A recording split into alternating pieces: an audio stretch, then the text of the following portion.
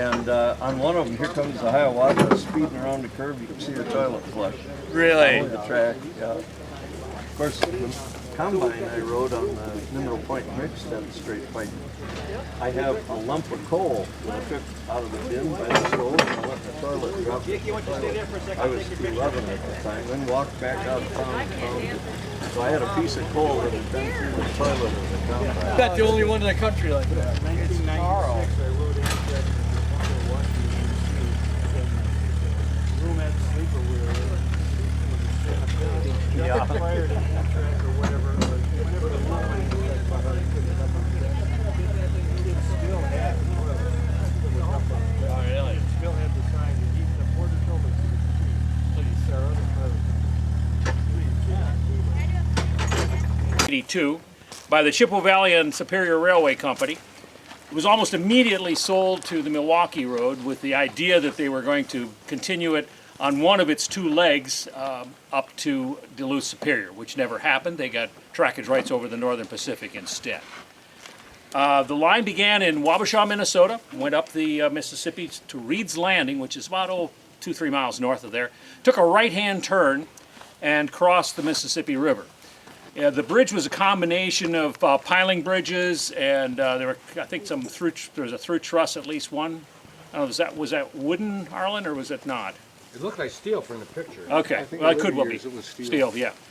But the main claim to fame was the center section, which was open for navigation, which was the 400-foot-long pontoon floating bridge.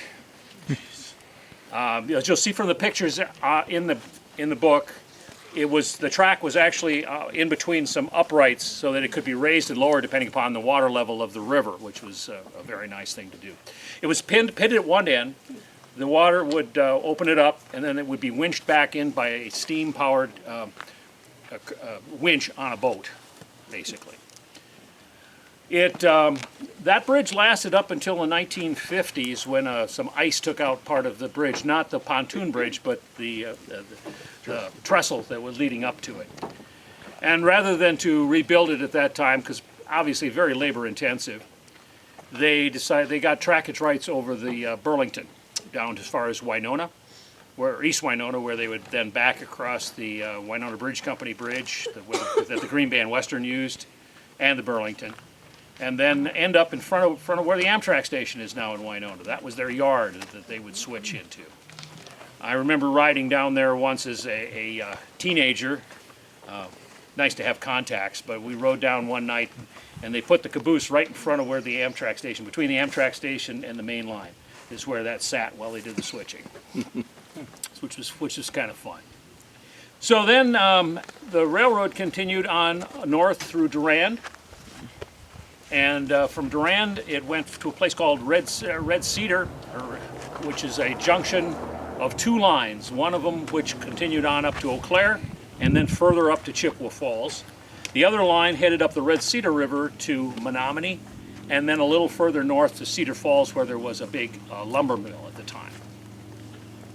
So most of that still exists as bicycle trails, almost all of it, not the Cedar Falls, but at least to Menominee and to Eau Claire.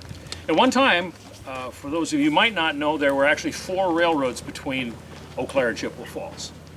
The Milwaukee Road, the Sioux Line, the Omaha, and also an interurban railway, so an electric interurban railway that ran between them.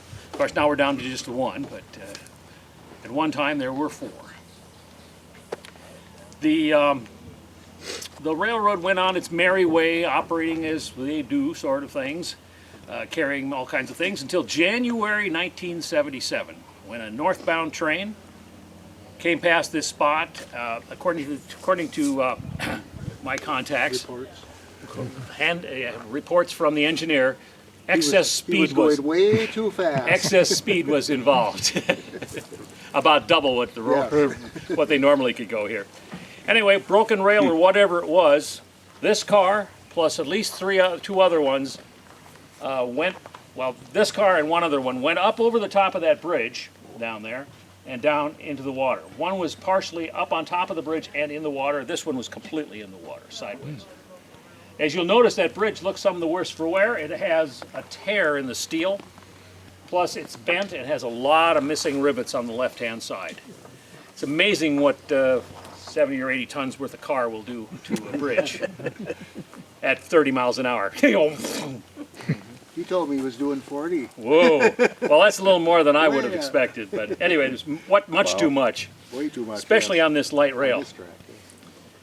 At that time, the Milwaukee Road was not in good financial shape. They decided rather than to rebuild this bridge, which was supposedly going to cost $75,000, which of course is a drop in the bucket these days, but not then. They got trackage rights over the Chicago Northwestern from St. Paul down to Eau Claire, and operated out of Eau Claire to Durand and back several times a week. That was all they were going to be able to do. A few years later, they went bankrupt completely and embargoed the line. There are 3 counties that were involved with the Durand to Eau Claire line were Eau Claire, Dunn, and Pepin County. They formed a transit commission and actually hired someone to come in and operate it. Mr. Clint Jones and his lovely RSC2, number 901. I think it's 901. Anyway, that one was actually a locomotive that used to run on this line before he brought it down. They lasted 18 months until some bridge engineers that Clint brought in determined that the bridges in Eau Claire, they couldn't determine how strong they were because they were cast iron rather than steel. So rather than to continue on, he pulled out. Meaning this railroad lasted almost exactly 100 years, from 1882 to 1982. And that was when it quit operating. Well, we've been down here since 1995. The Chippewa Valley Motor Car Association, 4 guys, not including myself, decided that, hey, there was this lovely track down here. Let's go run some speeders, see if we can run some speeders on it. Well, all they can do is say no. Well, they said yes. So Northern States Power Company owned it. And they said, yeah, you can do it. Here's we'll have an operating agreement drawn up, and you just provide us with liability insurance and make sure we don't have to do any maintenance, and you can run on it. And we had that in effect up until last year. The reason they have the track is kind of an interesting story. Back about that time, or a little before, the Northern States decided they wanted to build a power plant north of Durand, a place called Tyrone. They bought up a bunch of land, about 4,000 acres or so, and we're first thinking of building a nuclear plant. That didn't go over too well with the populace.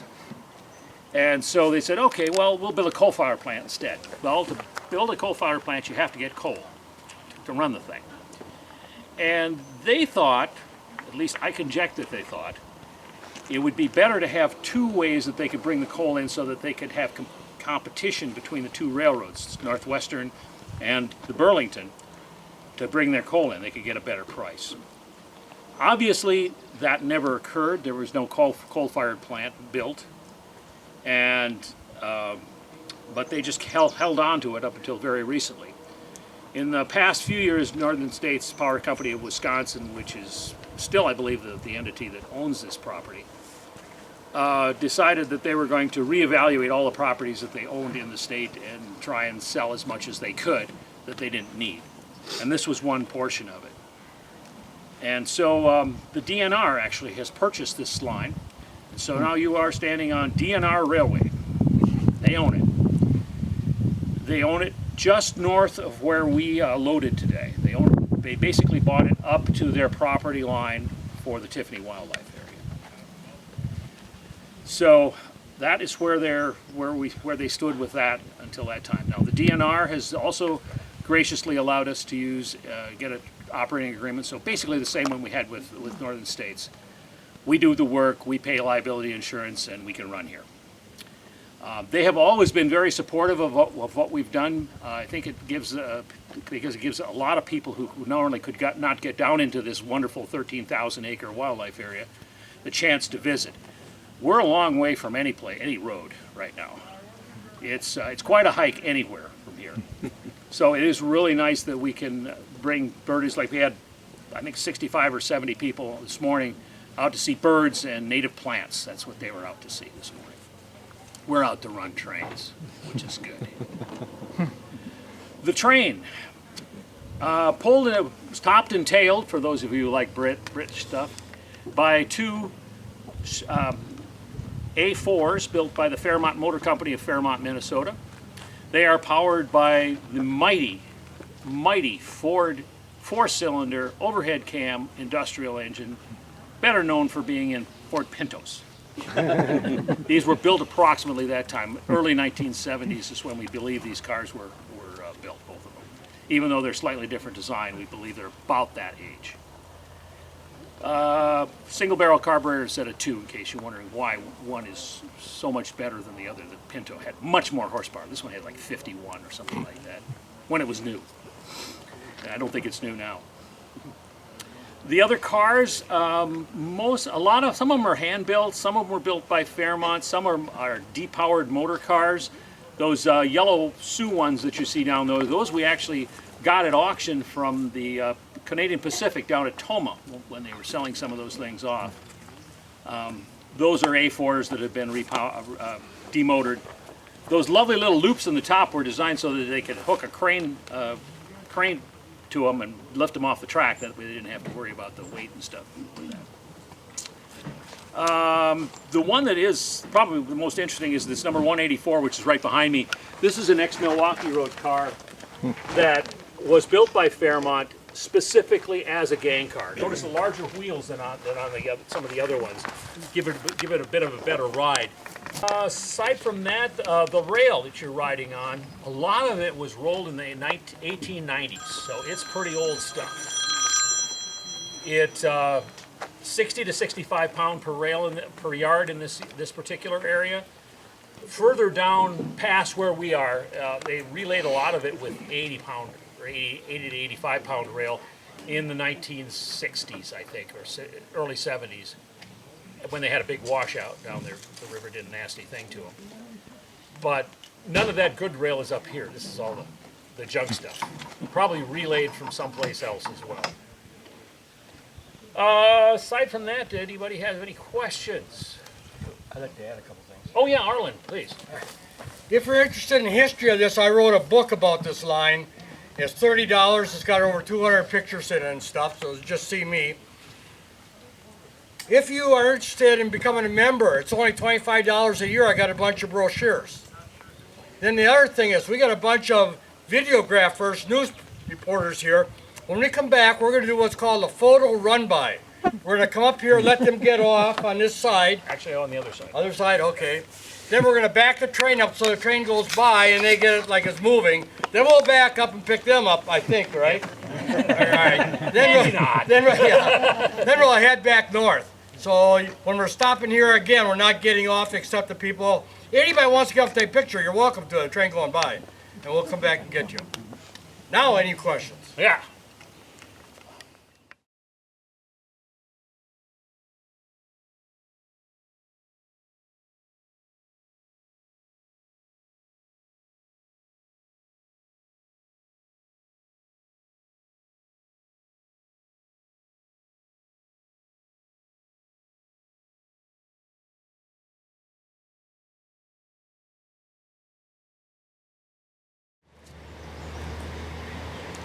Eyeballing. Second gear.